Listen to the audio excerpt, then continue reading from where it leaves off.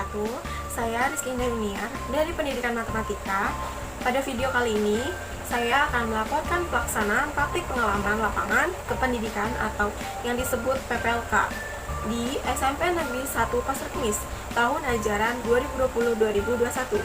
Pada pelaksanaan PPLK 2020 ini memiliki 6 tahapan, yaitu tahap yang pertama, orientasi sekolah, tahap yang kedua, penyusunan perangkat pembelajaran, yang ketiga, video pembelajaran, tahap yang keempat, peer teaching daring, dan tahap yang kelima, yaitu praktik pembelajaran, dan yang terakhir, refleksi dan laporan. Kegiatan PPLK ini dimulai pada tanggal 5 Oktober hingga 13 November 2020.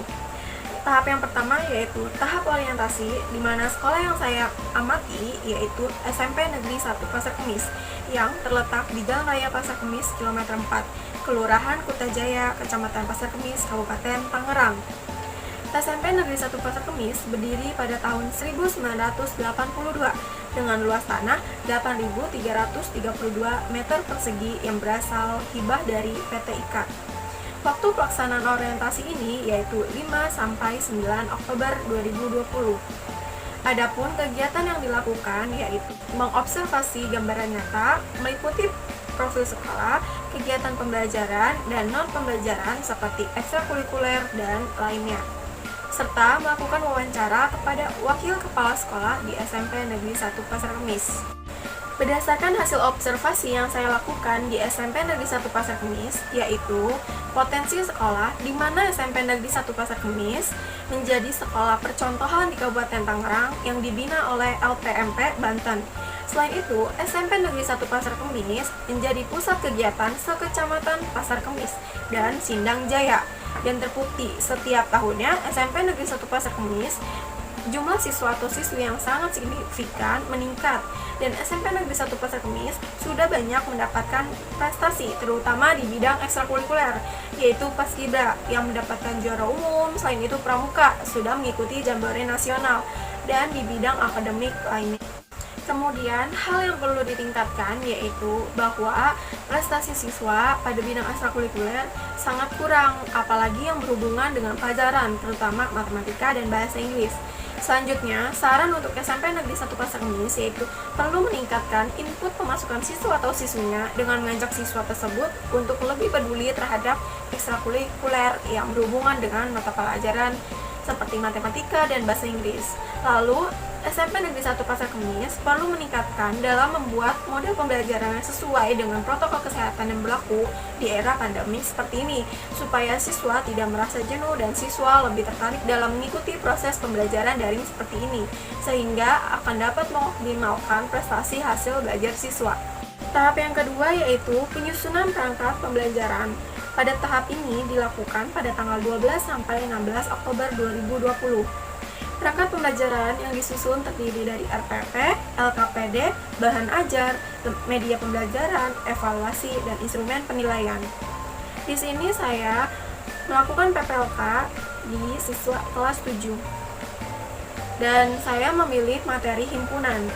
Di sini saya menyusun perangkat pembelajaran yang disesuaikan dengan kondisi lingkungan di SMP Negeri 1 Pasar Kemis.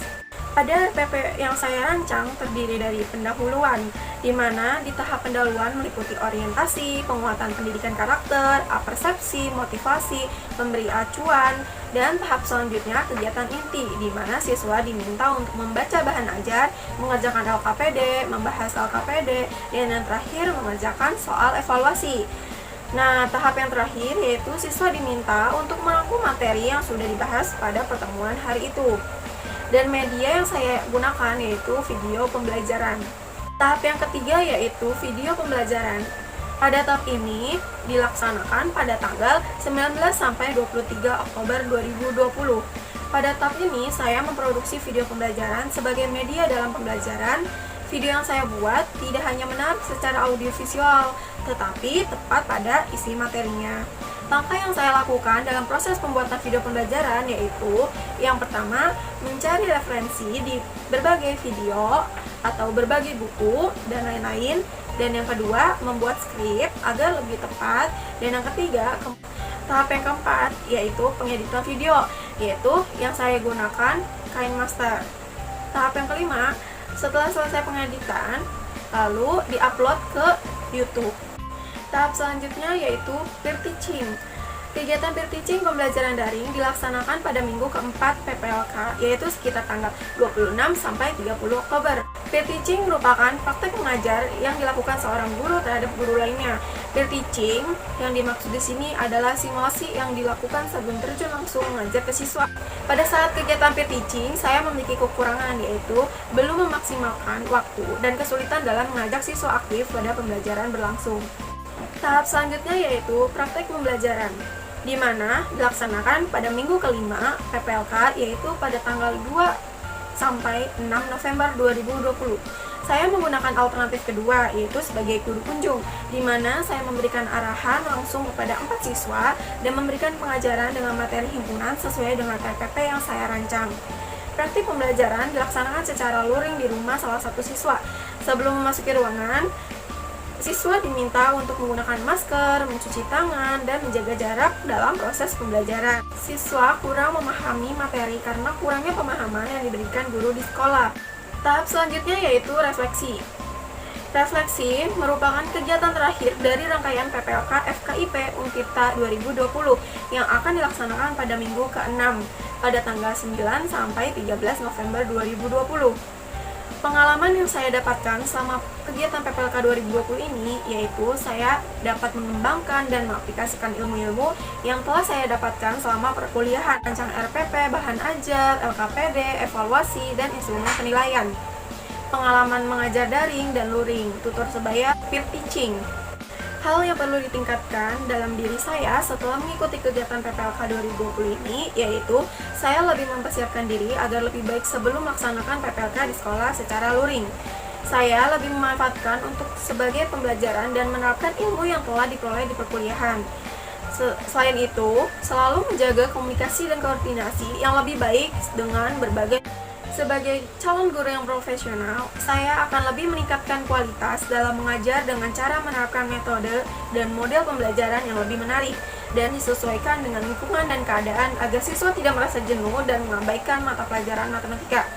Saya akan menggunakan alat atau media pembelajaran untuk mendukung proses pembelajaran mengajar dan lebih kreatif inovatif agar siswa lebih tertarik pada saat pembelajaran berlangsung. Kesimpulannya yaitu praktik PPLK yang dilakukan mahasiswa bertujuan untuk mempersiapkan mahasiswa sebagai calon guru yang profesional, karena dengan diadakan kegiatan PPLK ini, mahasiswa dapat menerapkan ilmu yang sudah didapat di bangku perkuliahan ke sekolah yang akan dituju, serta mampu mengetahui sejarah dan profil sekolah yang dituju. Yang kedua yaitu dengan adanya PPLK ini, mahasiswa dapat menghasilkan RPP, bahan ajar, LKPD, evaluasi, dan instrumen penilaian, serta media pembelajaran.